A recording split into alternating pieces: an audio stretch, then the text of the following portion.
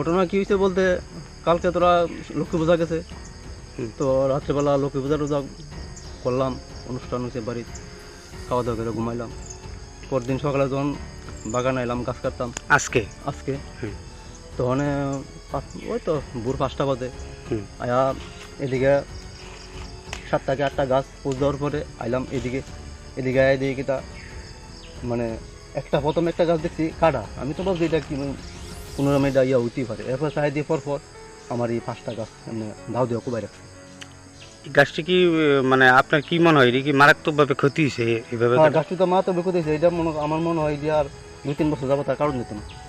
আচ্ছা, কে এই ধরনের ঘটনা করতে পারে? কে এ ধরনের ঘটনা করছে আমি তো আর কইতাম না, রাত্রেবেলা ঘটনা করছে ওখানে কে করছে কেটা করবো, আমি তো আর দেখছি না, নিজে তো তেমনি করতাম কেটা করতাম।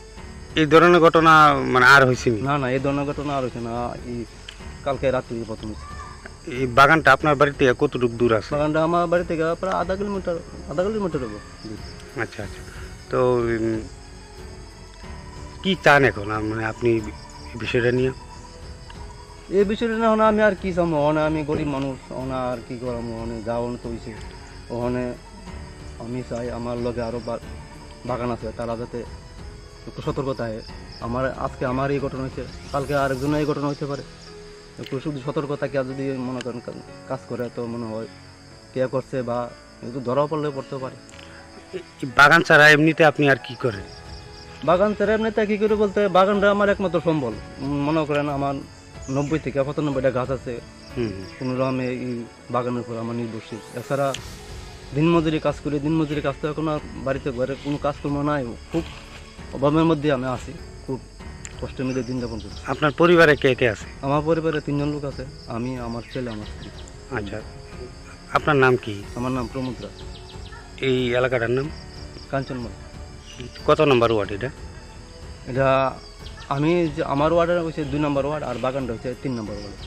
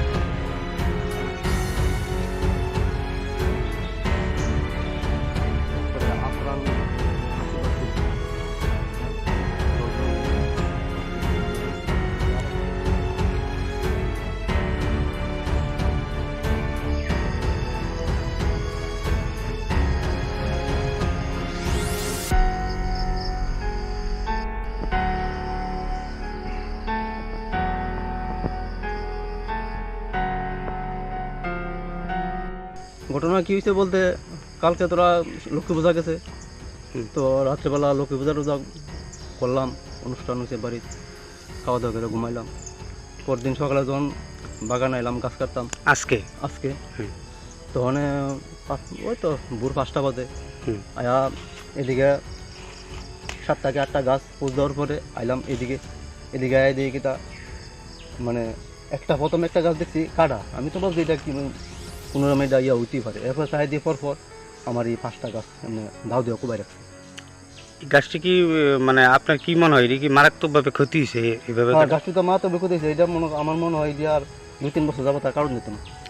আচ্ছা, কে এই ধরনের ঘটনা করতে পারে? কে এ ধরনের ঘটনা করছে আমি তো আর কইতাম না, রাত্রেবেলা ঘটনা করছে, ওখানে কে করছে কেটা করবো আমি তো আর দেখছি না, নিজের চোখে আর কেমনে করতাম কেটা করতাম।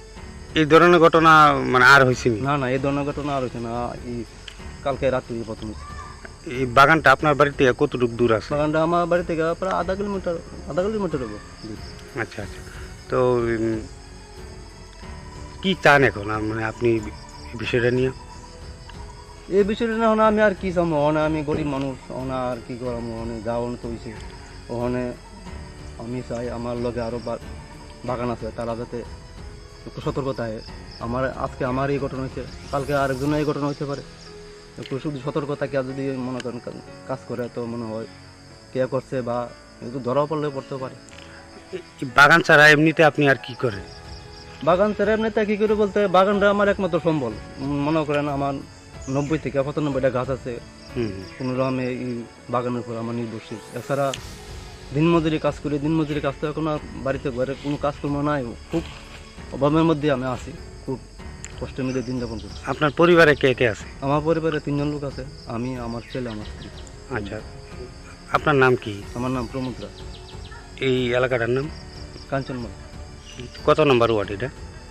এটা আমার ওয়ার্ডের হচ্ছে 2 নম্বর ওয়ার্ড, আর বাগানটা হচ্ছে 3 নম্বর ওয়ার্ড।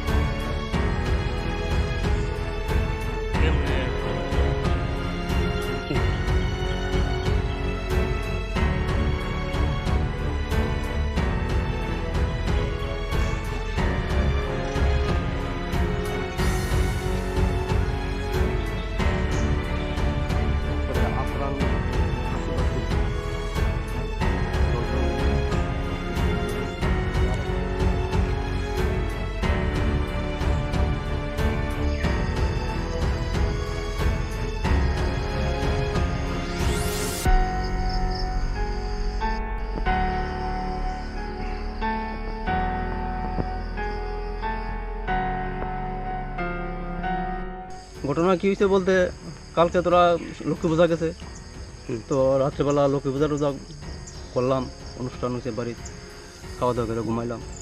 পরদিন সকালে যখন বাগানে এলাম গাছ কাটতাম আজকে আজকে, হুম।